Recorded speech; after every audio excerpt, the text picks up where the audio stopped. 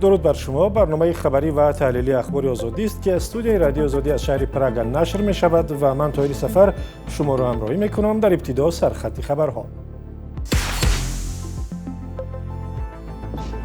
هم جنگ ادامه دارد و هم مذاکرات برای پایان دادن به جنگ. امریکا می گوید راه حل دیپلماتی برای پایان دادن به جنگ با ایران یک انتخاب قابل قبول است.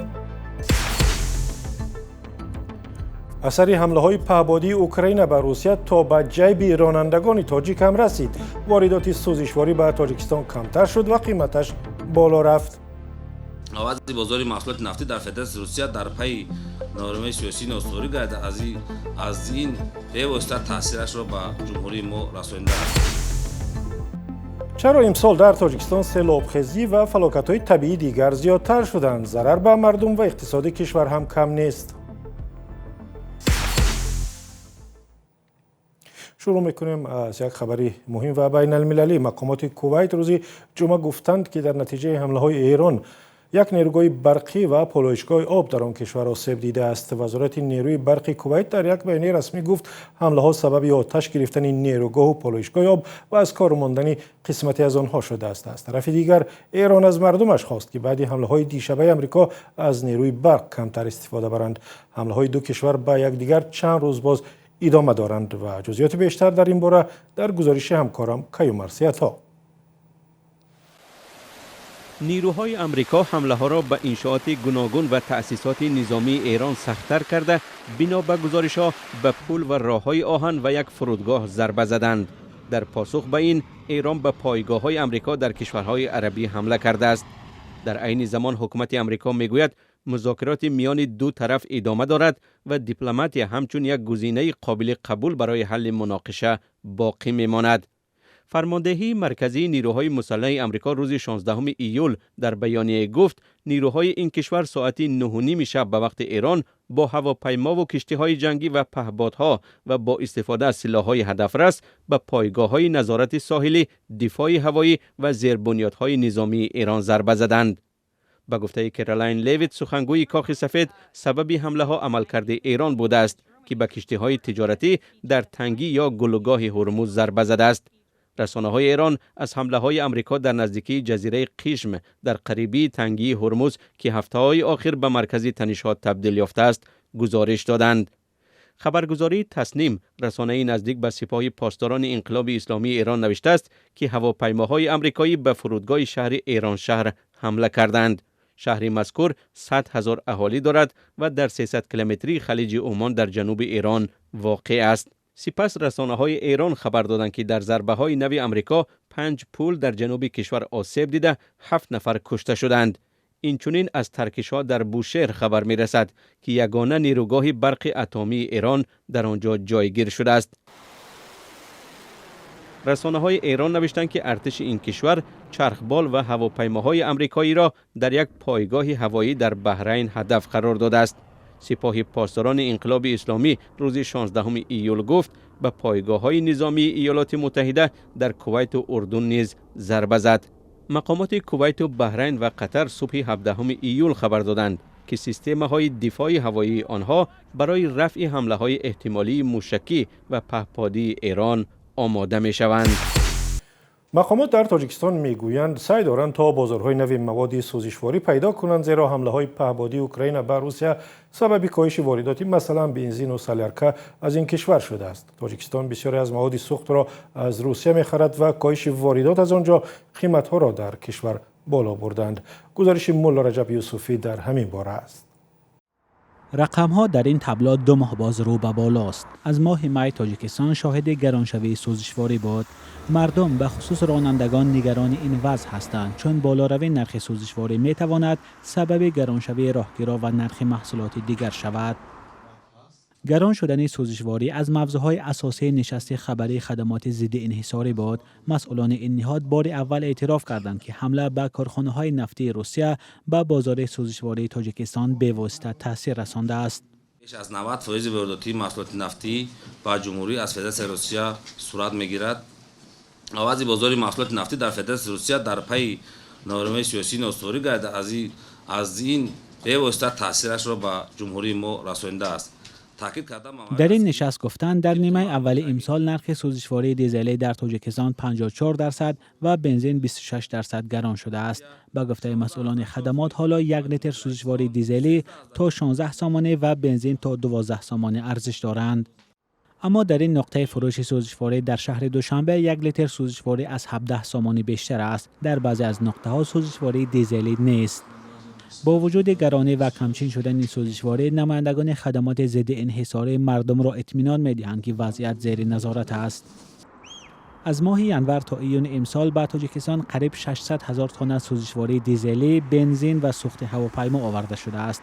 بیش از 90% آن را از روسیه و باقی مانده را از بلاروس، ترکمنستان، قزاقستان، ازبکستان، قرقیزستان و کشورهای دیگر گرفتند.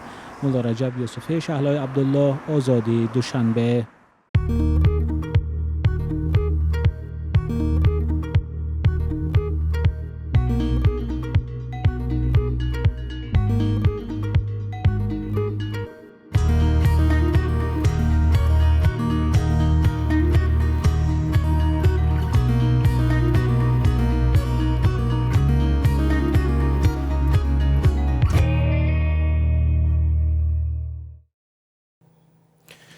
در تاجیکستان که همین چند روز پیش و در فصل تابستان شاهد سیل و آبخیزی ویرانگر شد، فلاکت‌های طبیعی امسال بسیار زیاد شدند. مقامات کمیته حفظ محیط زیست گفتند سیل و آبخیزی و بهمن یا ترمه به حد در کشور زیاد شده است که در گذشته نبود. البته زیان این فلاکت‌ها به مردم و اقتصاد هم کم نیست. برات یوسفی گزارش می‌دهد.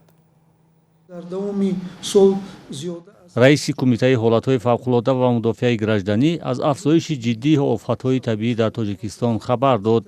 او در نشست خبری این نهاد گفت در 6 ماه سال جاری در کشور 741 آفت طبیعی ثبت شد که نسبت به سال گذشته 519 حادثه بیشتر بوده است. از این میان افزایش بهمن یا ترمه تقریباً 10 برابر زیادتر شده است. متناسباً آسیب اقتصادی این آفت‌ها نیز بیشتر گشته است. حجم ضرر اقتصادی در نیم سال یکم سال 2026 به 52 میلیون و 827 هزار سامانی رسید. در همین دوره سال 2025 این نشان دهنده 19 میلیون و 665 هزار سامانی را تشکیل داده. ضرر 33 میلیون و 162 هزار سامانی زیاد شد. و از 7 مراتبه یا تقریبا 169% را تشکیل می‌نماید. همان زمان شماره هلاک شدگان از 6 نفر به 12 نفر رسید. این رقم‌ها ثابت می‌سازد که مبلغ‌گذاری چاره‌های پیشگیری کننده خراجات علاوگی نیست، بلکه سرمایه‌گذاری و امنیتی اهالی و اقتصادیات می‌باشد. رجب علی رحمانعلی پیشنهاد کرد که آمادگی به آفت‌ها و چاره‌بینی‌های بیشتر پیشگیری با نظرداشت منطقه‌های آسیب‌پذیر اجرا شود. این در حالی است که با وجود ساحل‌بندی و پاکسازی سیل‌راه‌ها، آبخیزی باز هم به صدها نفر ضربه زد و تلفات جانی نیز داشت. از روی سیل‌ها در ولایت‌های سوق 49، ناحیه‌های تابع جمهوری 30،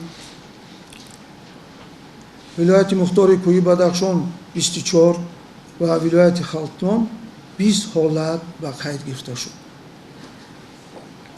چاره‌های پیشگیری کننده باید با نظرداشت خصوصیت هر منطقه عملی شود. در ناحیه‌های کوهی پیشگیری ترمه و سنگریزی، در منطقه‌های سیلخیز تازه کردن مجراها، مستحکم نمودن ساحل‌ها و آماده سازی اهالی میباشد.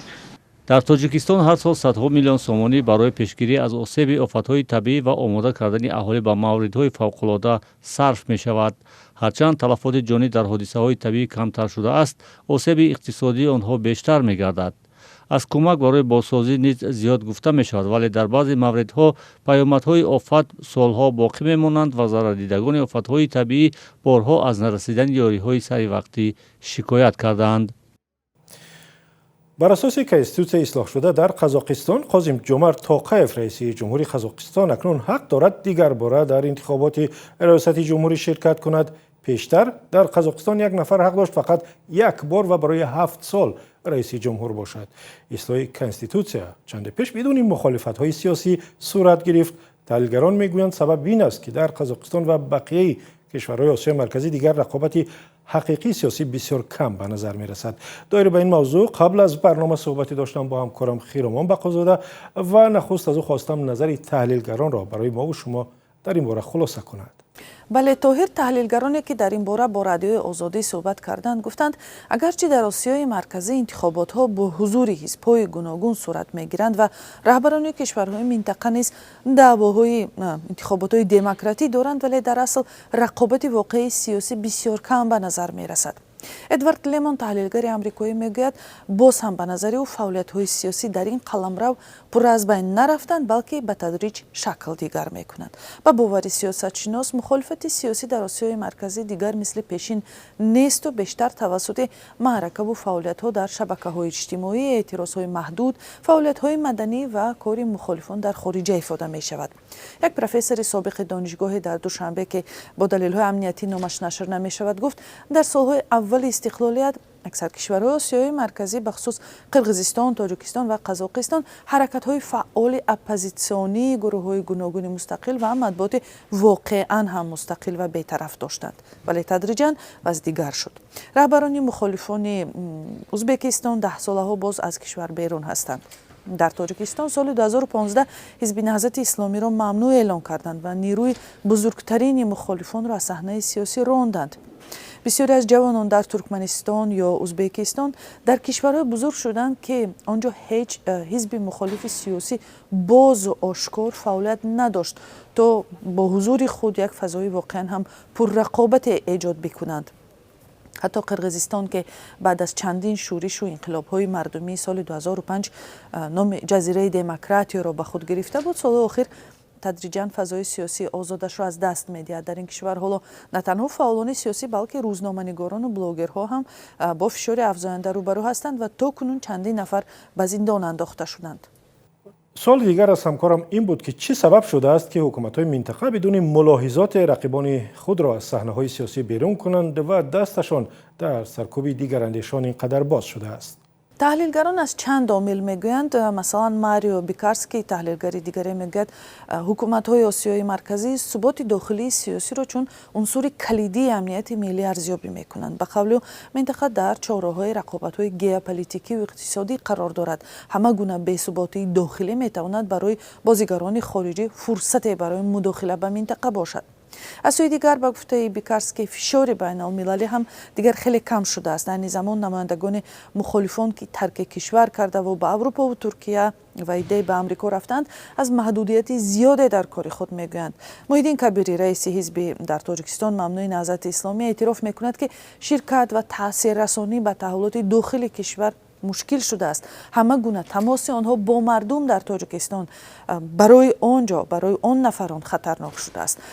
ولی ادوارد لیمون میگوید نارضایت‌های شهروندی بیشتر اطراف مشکلات اجتماعی و اقتصادی و مثل انتقاد از نرخ خانه و خراجات کمونالی یا حق مالکیت و غیره روانه میشد و احتمال دارد که روز به یک حرکت سیاسی سازمان یافته تبدیل یابد.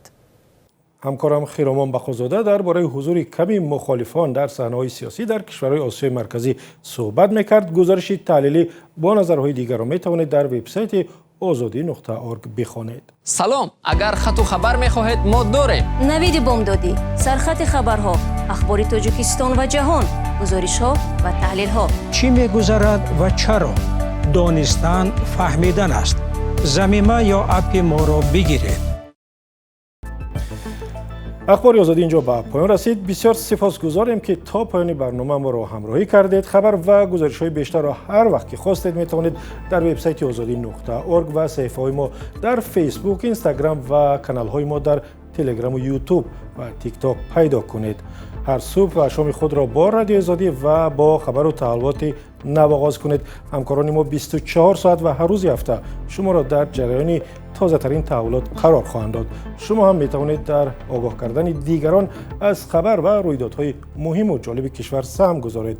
اگر شاهد حادثه شدید یا عکس النوار گرفتید می توانید از طریق شبکه‌های اجتماعی به ما بفرستید. ما با شما در تماس می شویم. رادیو آزادی یک رسانه مردمی است و برای ما مهم است که از جالب ترین خبرهای حیاتی شما هم گزارش بدهیم. تا دیدار در برنامه‌های دیگر.